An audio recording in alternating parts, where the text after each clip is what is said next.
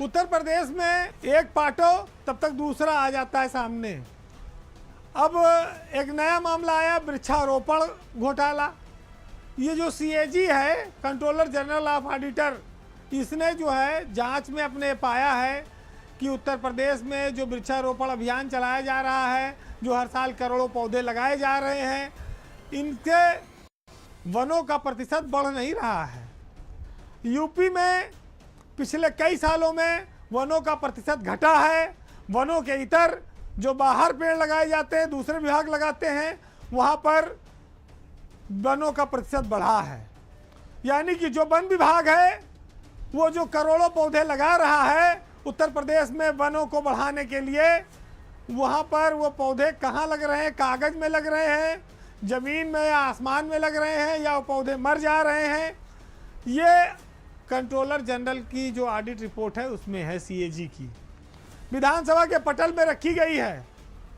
इस बार एक अभियान चला था कि एक पेड़ माँ के नाम, वृक्षारोपण अभियान है, चल रहा है। 35 करोड़ पेड़ लगाने का इसमें लक्ष्य था।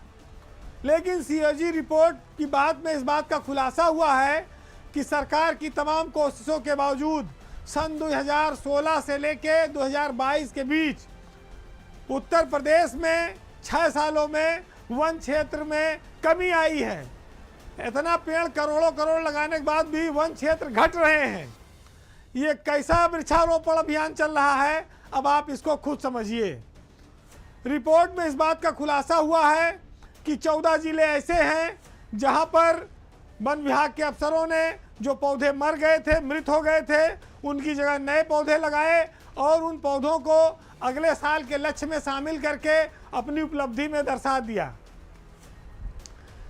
सीएजी रिपोर्ट ये भी कहती है कि केवल 29% के करीब ही पौधे जीवित रह पाए।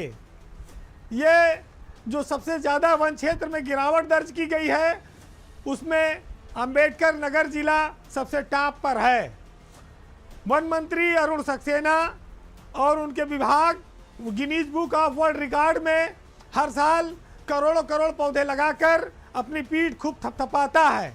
लेकिन अंबेडकर नगर, अमेठी, बागपत, बलरामपुर, बाराबंकी, ये सब ऐसे ज़िले हैं जहां वन क्षेत्र में लगातार गिरावट दर्ज की गई है। अब सोचिए कि जब वन विभाग अपने ही विभाग में अपने ही जंगलों को नहीं बढ़ा पा रहा है तो वो प्रदेश में दूसरे और वृक्षारोपण अभियान को कैसे चलाता होगा। हालांकि एक उत्साहजनक बात इसमें ज़रूर है कि वन विभाग के इतर जो दूसरे विभाग वृक्षारोपण अभियान चलाते हैं उससे उत्तर प्रदेश के वन क्षेत्र में काफ़ी वृद्धि हुई है। वहाँ सरकार के प्रयास काफ़ी सफल हुए हैं। अब वन विभाग में कम हुए तो इसका मतलब क्या, रातों में पेड़ की कटान चल रही है, जंगलों की सफाई हो रही है, कौन सा खेल चल रहा है। और आपको याद होगा कि 2022 की सीएजी रिपोर्ट में यह खुलासा हुआ था कि अफसरों ने जेसीबी और ट्रैक्टरों का जो नंबर दिया था जो पेड़ों की ढुलाई के लिए और खाद की, वो स्कूटर और मोटरसाइकिल के निकले थे। यानी कि जो पौधों की ढुलाई स्कूटर और मोटरसाइकिलों से हुई थी और बैटरी रिक्शा से हुई थी और करोड़ों रुपए का इसमें वृक्षारोपण घोटाला किया गया था। हालांकि उसमें भी आज तक कोई बड़ी कार्रवाई नहीं हुई। अब डीएफओ सब मौज मारते रहते हैं, तो जिनके ऊपर जिम्मेदारी है वही घोटाला करने में लगे हैं।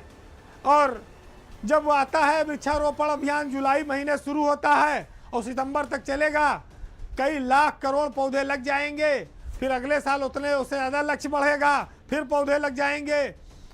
इतने पौधे में तो 5-7 साल में पूरे प्रदेश में जंगल जंगल हो जाता।